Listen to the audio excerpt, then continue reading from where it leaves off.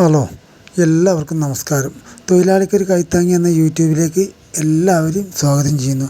ഇന്ന് വന്നിട്ടുള്ള വേക്കൻസികൾ ഏതൊക്കെയാണെന്ന് നോക്കാം. ആദ്യമായിട്ട് കാണുന്നവർ സബ്സ്ക്രൈബ് ചെയ്യുക, ലൈക്ക് ചെയ്യുക, ഷെയർ ചെയ്യുക, അതുപോലെ കമൻറ്റ് ചെയ്യുക. സബ്സ്ക്രൈബ് ചെയ്തവരാണെങ്കിലും കാണുമ്പോൾ ഒന്ന് ലൈക്ക് ചെയ്ത് കാണുക.